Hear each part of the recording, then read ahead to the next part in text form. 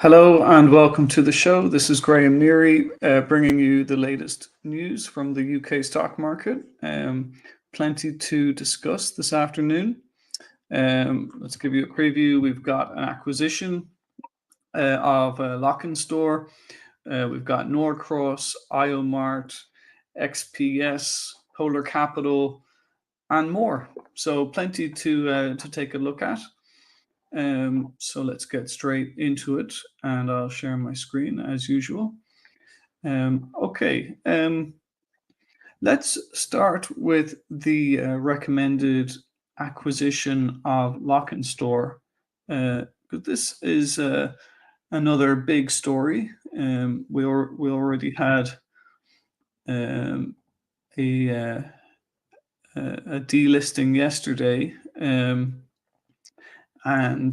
So this is another company leaving the public markets, most likely, although it does have to go through shareholder approval naturally. So you can see Store shares are up by 17% to 11.20, and this is, I believe, let's see, yes, it's a premium to the proposed takeover. So that is interesting. Perhaps shareholders are planning to hold out for a little more there.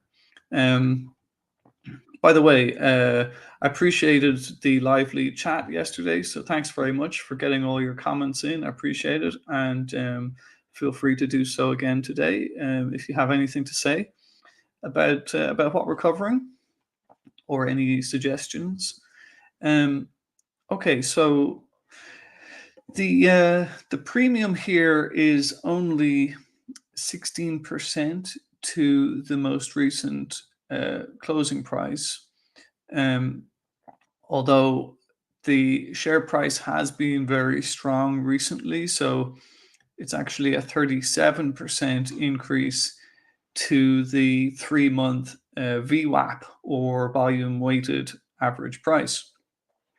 Looking back at some director sales here in recent years, the directors have been selling out of this company, and it seems as if they've been quite happy to sell above 800p. So I suppose from their perspective, £11 will be a very generous price, but maybe there will be a little bit of pushback from other shareholders who may want to get a bit more out of this.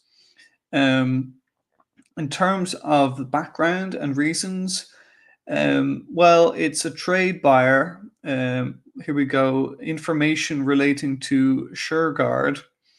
Shurgard is the largest developer, owner, and operator of self-storage facilities in Europe, both by numbers of stores and rentable space. So a big company, and an international company, and I suppose it's another argument that UK shares are undervalued. But when I previously studied Store, I thought it was fairly priced. Despite being an excellent company in an excellent niche, I think I previously suggested that it was fairly valued, and maybe would be cheap below £7. That was sort of where I thought it would get interesting, because it has been trading at a pretty expensive earnings multiple. It has been trading at a premium to its net asset value, and so for me, it was at fair value already. But maybe I was wrong. Maybe £11 is a fair value. Hello, in the comments we've got L Saint, who's asking about JEL. Could you please elaborate, L Saint? And Future Investing says he or she does remember that I said below 700p would be good entry. So yeah, I don't think that entry price ever materialized. I think it got to 730p or so.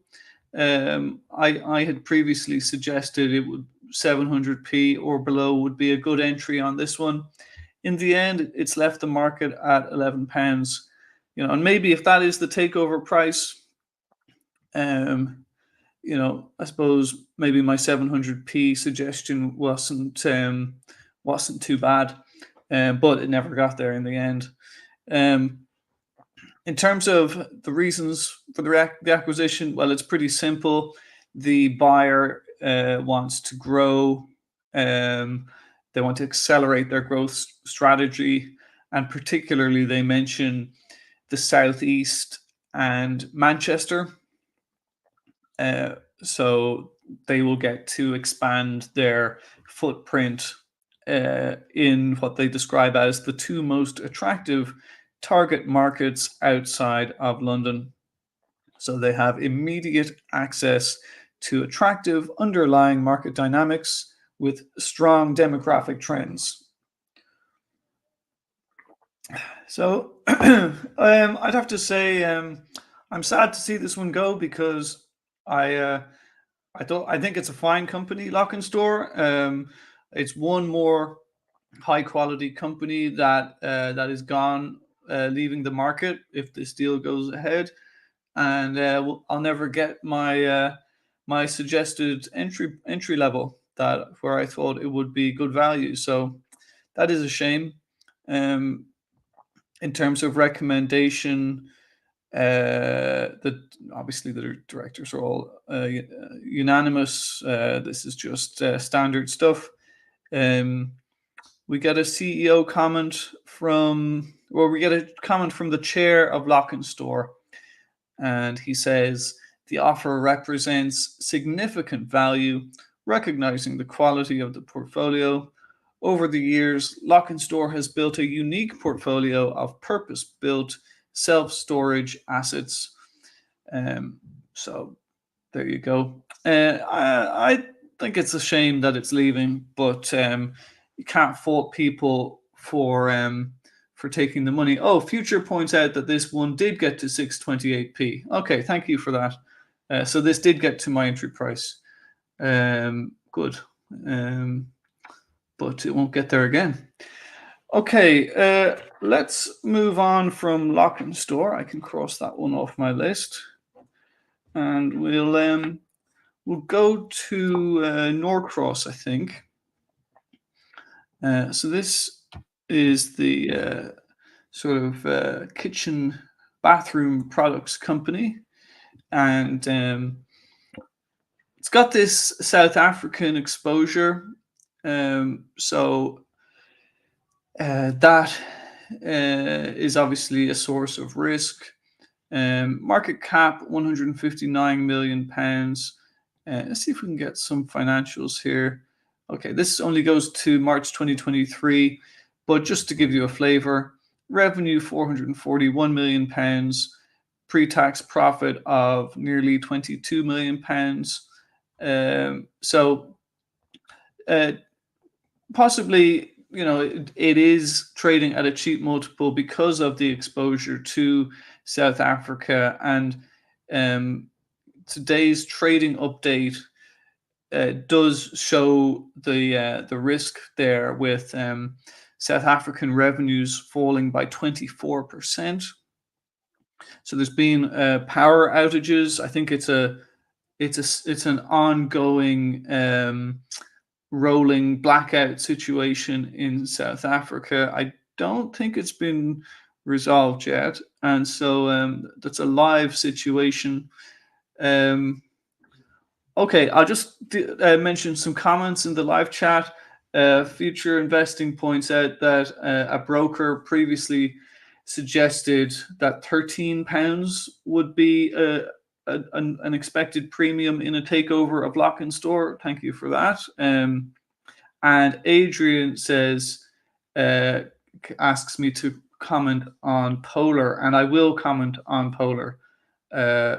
contrast with IG Group, well, they're very different companies. But yes, I will be talking about Polar in a few minutes. So thank you for that, Adrian. Okay, so turning back to Norcross, have I jumped the gun here? So the headline is underlying operating profit in line with expectations. You can see the share price is in fact up slightly. So the market is not disappointed by today's news or surprised. So it says that Norcross has continued to demonstrate the strength of its business in a challenging demand environment, and they expect operating profit to be in line with expectations. And very helpfully, they have a footnote saying that underlying operating profit is expected at £42.7 million. And just remember, the market cap here is, as I said, £159 million.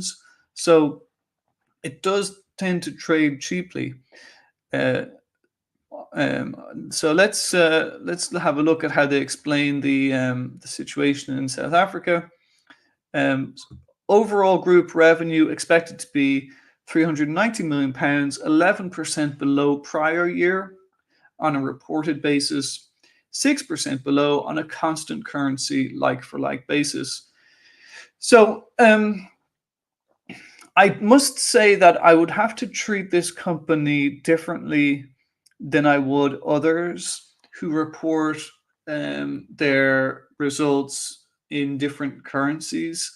So when most companies report their revenue growth, okay, and they say it was up X% at reported rates and it was up Y% at constant currencies, for most companies, I treat the constant currency result as the more important one, because I have an assumption that currencies will fluctuate. It's not the company's fault. And over time, a lot of these currencies will bounce around. You know, the euro will be strong one year, the dollar will be strong the next year. Well, the dollar is probably strong every year, but you get my point that a lot of currencies sort of bounce around. But I think when you have currencies like, say, the Turkish lira, for example, the Russian ruble, currencies like this, I tend to not really give them sort of cut them some slack on that front, because I tend to assume that the currencies will gradually weaken over time against, say, the dollar or the pound. So, in this case, they've got like-for-like results which aren't as bad as reported results, and they've got constant currency results which aren't as bad as the reported results.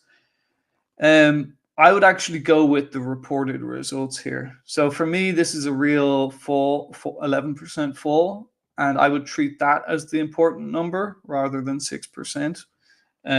Feel free to disagree, but that's what I would do here, just to be cautious, because I would say the South African currency could be vulnerable to more weakness, and that would just be my assumption. And you can see that they're talking about significant and unpredictable power interruptions in H1. Reported revenue was 12.3% lower than the prior year on a constant currency basis. Again, I would ignore that. The local management team has implemented proactive self-help initiatives, and notwithstanding improved power availability, we expect the recovery in demand to be gradual. So I don't think the situation in South Africa has been resolved yet, and this is sort of confirming that view. The recovery in demand will be gradual, and power availability has improved, but I don't think it's fully there yet. In terms of the UK business, they say revenue was down 3.3% on a like-for-like basis. Fair enough, and they've got some positives there to talk about in the UK, and they say they're in a more resilient mid-premium segment of the repair, maintenance, and improvement market, RMI.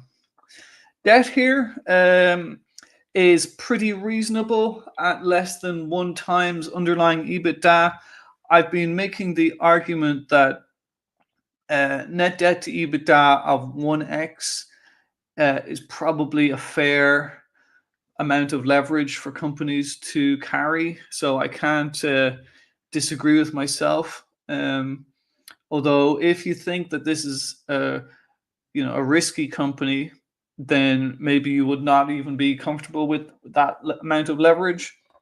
But on its face, that seems pretty reasonable to me.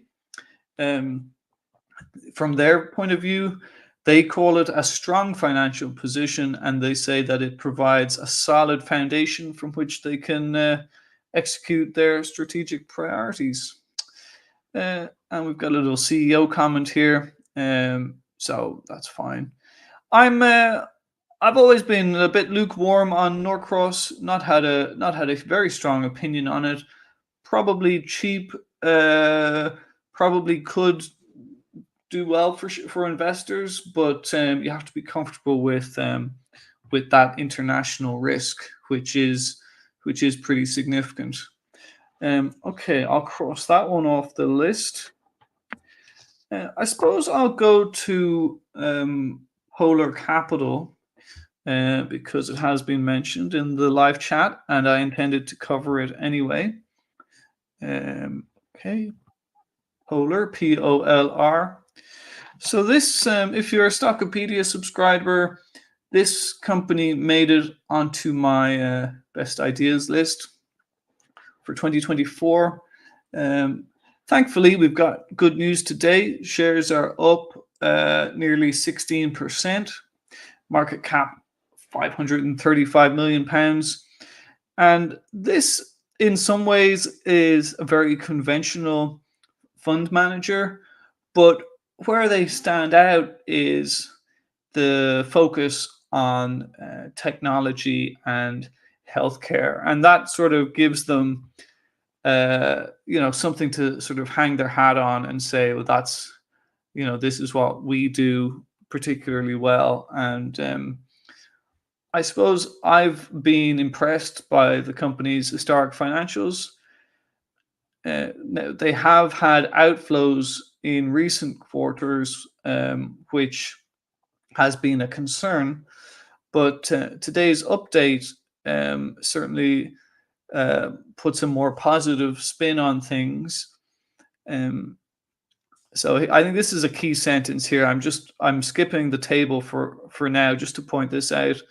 The chief executive says, "It is pleasing to be able to report net inflows of £56 million during the final quarter of the financial year." So the previous quarters were pretty bad. You can see that so in this table, we've got the AUM movement for the year to March 24, and you can see that the net outflows were £1.6 billion. But remember, in Q4, we've just had a small inflow. So all those net outflows were concentrated, I think it was mostly in Q3 to December, and then smaller outflows in Q1 and Q2. So definitely a big improvement in the last few months, and hopefully that augurs well for other fund managers as well. Maybe the whole space can turn things around.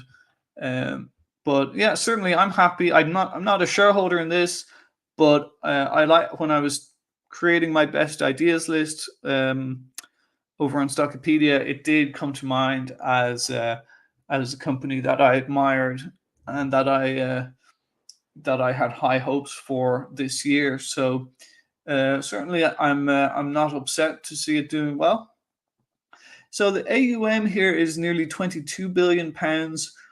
That's up from £19.6 billion in the previous quarter, an increase of 12%. That is a very large. Remember, that's a quarter-on-quarter increase in assets under management. That is a huge change just in a single quarter.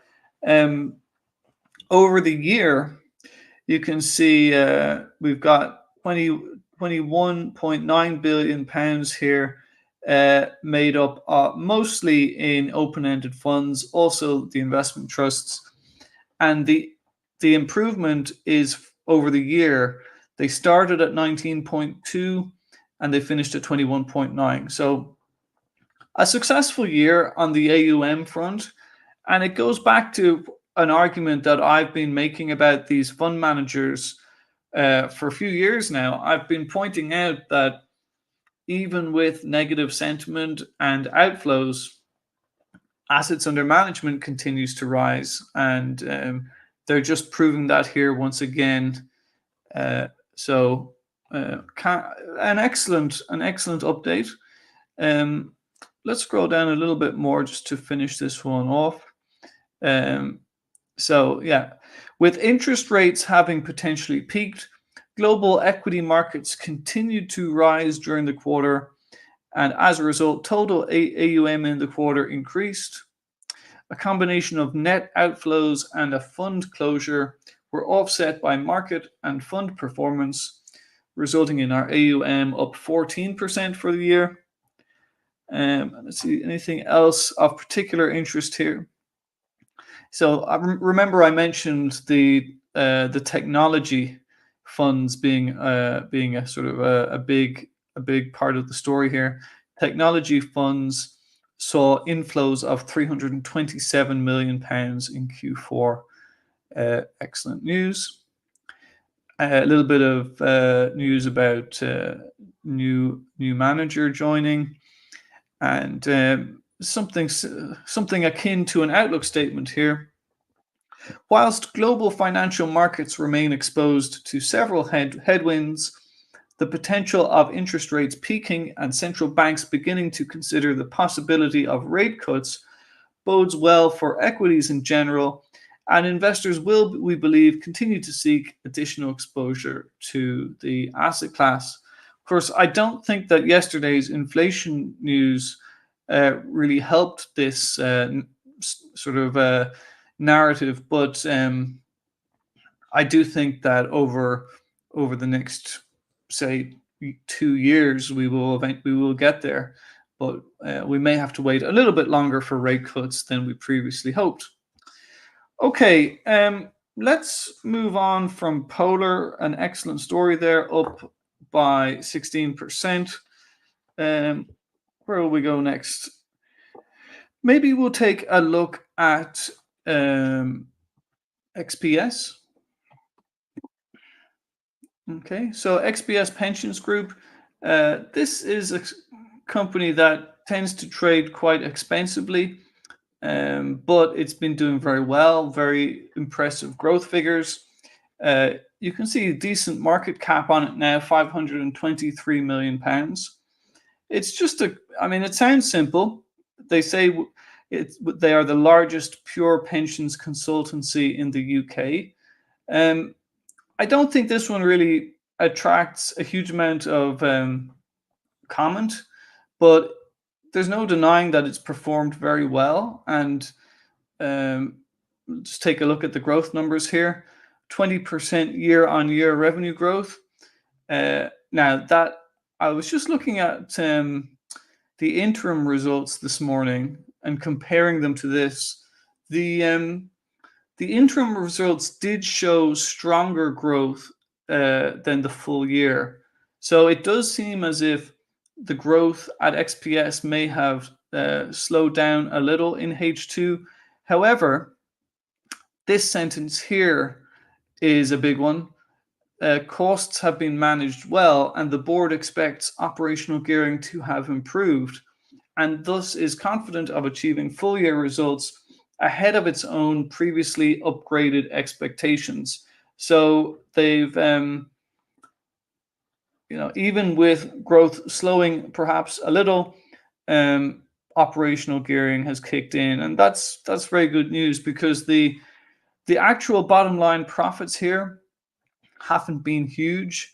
So I'm impressed that, and glad that they've managed to find some operational leverage and hopefully start producing some really significant profits that might justify this market cap. Let's see how far the financials here go back. Okay, this is only back to March 23, but you can see we've got revenues of 166 million pounds, and we've got a pre-tax profit of 19 million pounds, post-tax 16.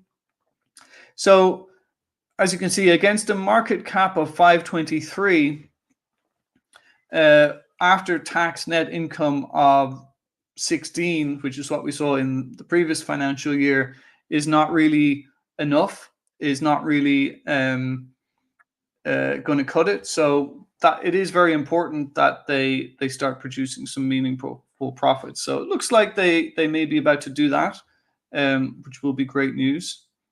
Okay, so that is XPS. Let's take a look at IMART. IOM. Okay, so IMART is a managed services IT business. Shares are down a little bit today, but we've got a trading update. So this is a sector I do find pretty tricky, but let's see if there's something here that could get us excited about IMART. They're talking about 10% revenue growth. Okay, not bad. And adjusted EBITDA growth 4%. Okay, that's a bit slow. In terms of debt, again they're about that 1.1 times. So as I've said before, net debt to adjusted EBITDA of about 1x seems pretty reasonable to me. So nothing to complain about there. So yeah, unfortunately, I haven't. I'm not seeing enough from IMART to get me too excited about it. But maybe there is an exciting story here that I'm missing. They do talk about recurring revenue growth and more M&A being likely, so maybe that will sort of keep things growing here. Yeah, I do find this to be a tricky sector. I haven't got anything against IMART in particular, but I do find it difficult to find good investment candidates here. So I'll just leave that one there for now. Maybe worth looking at in more detail, but it doesn't stand out to me hugely. Okay, let's move on quickly to NovaCyte. Hopefully I'm pronouncing that one correctly. Let's see, NCYT. Okay, so this one is an international specialist in cancer and infectious diseases. And let's see, we do have a fairly important update here. So we've got a new CEO, for one thing. So the executive director has been appointed CEO. Another person will step down from the board as acting CEO, both effective from the 1st of May. So that's at least we have a smooth transition. The new CEO is a seasoned executive with 28 years of experience. So, okay, I haven't got a huge opinion on that. That's fine. This bit seems kind of worth a comment. FY23 results update. Under Euronext growth reporting requirements, the company is required to publish its annual accounts within 4 months of its year end. However, the publication of the annual results, initially scheduled for release by 30th of April, has been postponed and will be published by the end of May. This is due to the time required to integrate the accounts of Eurogene Health. I mean, at least we do get a positive update that revenue remains in line with prior guidance. But I do think it's a shame that companies struggle to get their results out, especially small companies where, if large companies can get their results out, you would think that small companies would be able to, but unfortunately, this one hasn't managed to get it out within 4 months. I suppose an acquisition could be a valid reason for the difficulty, but even still, I would say a large company would be expected to get results out within 4 months, even if they had acquisitions. So I do think that's a bit of a shame. Okay, well, I'll leave that one there. That's NovaCyte. Where to next? We take a look at MERS Group, MER. Okay, so this one is up slightly, up 1.7% to 367p for a market cap of 358 million pounds. Okay, so let's take a look at these final results. So MERS Group, the leading provider of services to the housing sector in the UK, and not bad at all. I mean, something that stands out to me initially is the fact that there is a huge opportunity here if they could just improve their profit margins a little bit, and they are doing that. You can see we've got a 34% increase in pre-tax profit on just a 14% increase in revenue. So with these sort of low margin businesses, there is that risk of profits evaporating if margins deteriorate a little bit, but then you also have the possibility of a huge increase in profits if they can improve performance. So little bit riskier than the normal businesses you might look at.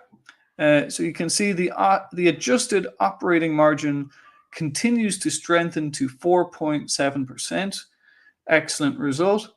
And average daily adjusted net cash of 76.5 million pounds. And they're reporting that in the most perfect way. That's exactly what companies should do. Report their average daily cash. I mean, you could argue that when companies provide the net cash figure at the year end, that it is not that helpful without further information. So, I mean, one suggestion that companies could do, and some of them do this, I think, is they say their year-end net cash, and then they say what the peak was or what the minimum was, and that helps. In the case of MERS Group, they've done something even better than that. They've told us what the average figure was on a daily basis. So full marks to them for that. Moving on, we've got a dividend, and we've got a number of buyback programs. So 33 million pounds of buyback programs were completed. Excellent news.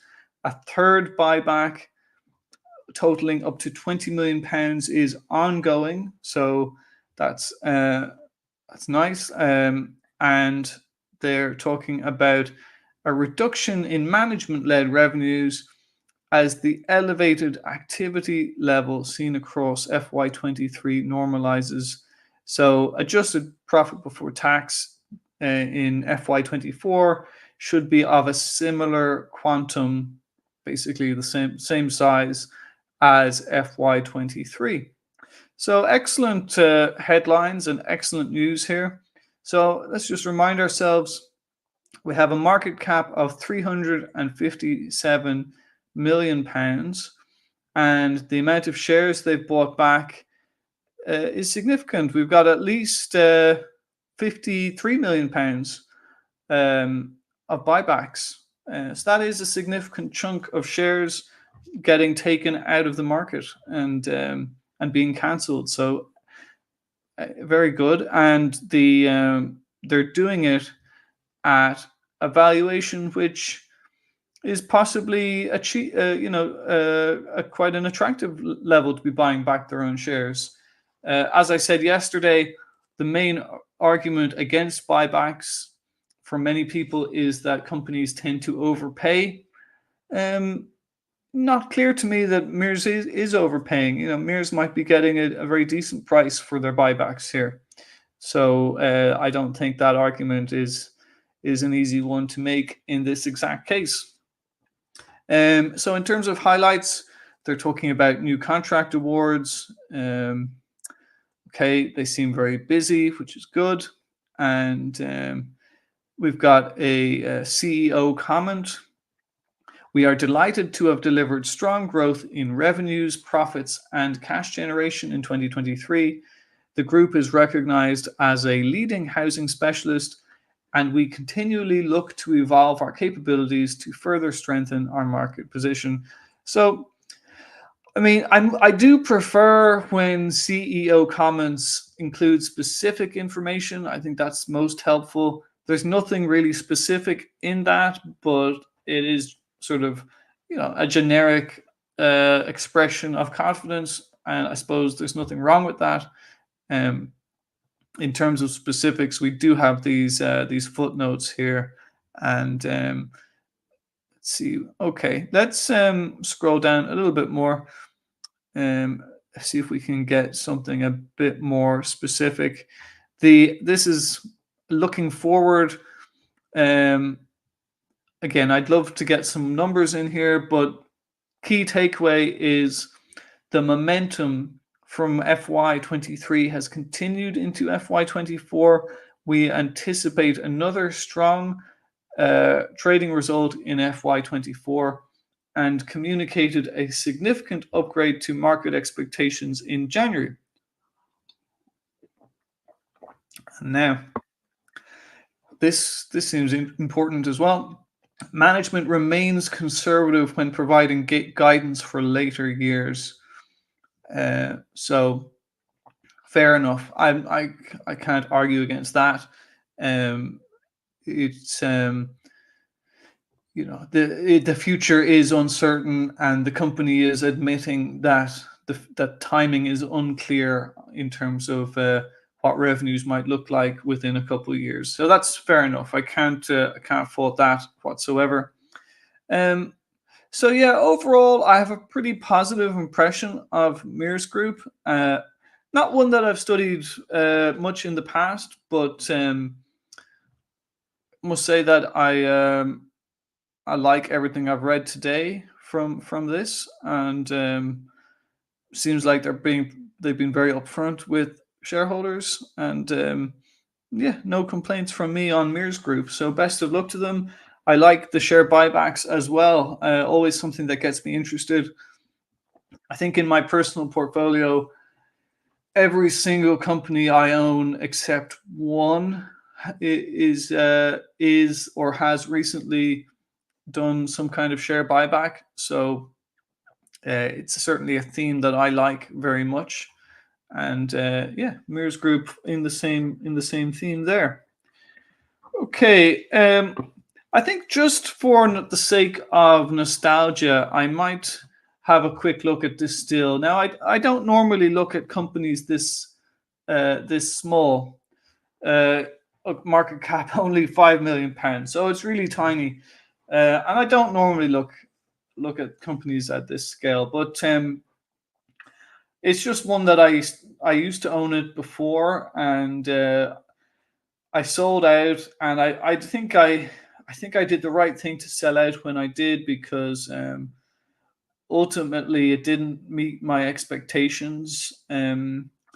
So this is a company producing alcoholic drinks, and yeah, I had a lot of hope going back a few years that someday I might see red leg spiced rum, in a on a Tesco shelf.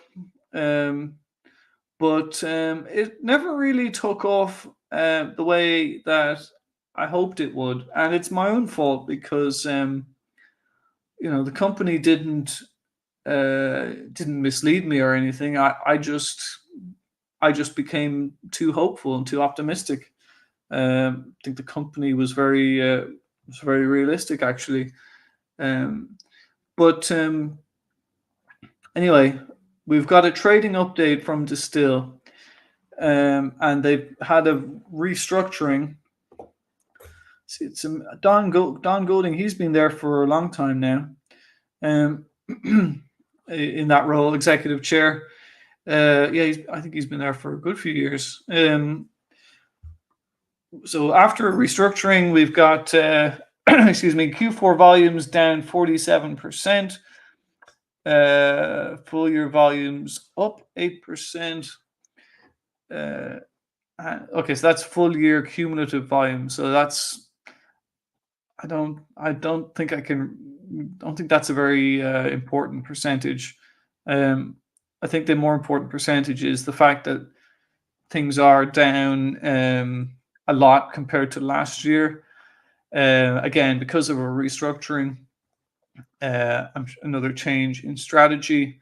Um, and yeah, so it's very small scale now. But let's see if there's any interesting comments here. Um, so market conditions across the total spirits trade, volumes declined as consumers facing continued spending pressures are cutting back on consumption or turning to categories that are perceived to be less expensive, such as beer and cider.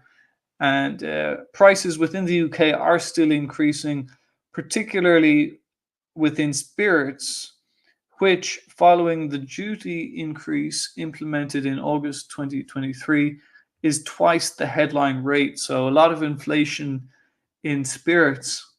The on trade continues to contract, with 16,000 outlet closures in the UK since March 2020, as venues come up against reduced staff availability, mounting utilities bills, cost of credit, and changing consumer habits. So tough times in the on trade, and lots of inflation in the off trade as well. Now, Q4 is historically our quietest trading period. Q4 sales came in below the previous year as major customers changed ordering patterns, particularly in relation to online sales, and so on. I won't read this whole thing, but in terms of outlook, we are encouraged by the double-digit full-year growth following the restructuring of the business over the past year. And okay. So unfortunately, I'm not going to be getting back into Distill anytime soon. I was very optimistic on it in the past. Um, you just have to admit defeat sometimes, and I admitted defeat when it came to Distill. I accepted I was wrong. The drinks brands, the Red Leg spiced rum, the Blackwoods gin, just not taking off as I hoped, and they've been around for a while now. So at some point, you have to just say that's it. It's not happening. Of course, maybe it will happen in future, but I won't be going back into this one. So that's Distill. Okay, we covered pretty much everything. We'll just take we have time for one more, perhaps. We'll take a quick look at Alpha Financial Markets Consulting. Okay, so this one is up nearly 6% today. So we're now back looking at the bigger companies, market cap £400 million. And the way they describe themselves is that they help asset and wealth managers think smarter and shape their business for the future.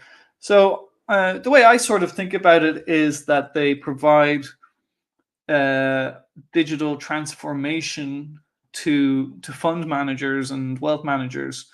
So that's basically it. Digital transformation projects. Bit like a sort of a very fancy sort of managed services business, but with very high end clients.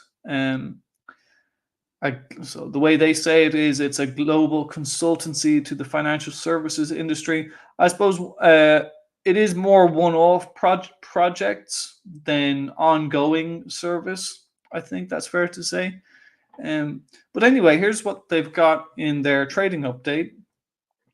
The global consulting market has experienced a more competitive environment in 2024, the financial year to March 2024, with a longer sales cycle remaining evident and supply and demand dynamics continuing to rebalance. But they do say trading has improved since the February update, and so they've ended the financial year with consultant utilization at close to target levels in March, and they're looking at net fee income growth of 3% against the prior year, adjusted EBITDA of 42 to 43 million pounds. So overall, that seems okay. They seem reasonably busy, and I suppose the despite the gloomy sentiment around the market that they're in, they are busy, and they seem to be doing reasonably well. So it's the same here with the CEO saying market conditions are challenging, the market environment rebalancing supply and demand. Not sure what that means, but at the end of the day, they are busy. So that's good news. And I've not really studied that one because I'm more interested in the fund managers themselves as investments. But seems like a pretty busy place, and lots of work to do. So that's good. Feel free to research that one in more detail. Just thought I'd mention it in passing. Okay. That is pretty much it for today. That's all the announcements that I was going to look at from today's news. We still have one or two stragglers we could look at tomorrow. So if tomorrow is a quiet day, we'll cover some of the stragglers from earlier in the week that we haven't got around to yet. Thanks again for your comments. I hope I addressed them. Please subscribe to the channel as always. If you've not already subscribed, hit the thumbs up as it helps. And I'll see you tomorrow, 12:30 if you want to see it live, or just check out the replay. It will be here all day. So thanks everyone, and have a really good rest of your day. And I'll see you on Friday. With that, I will give you the outro. Thank you.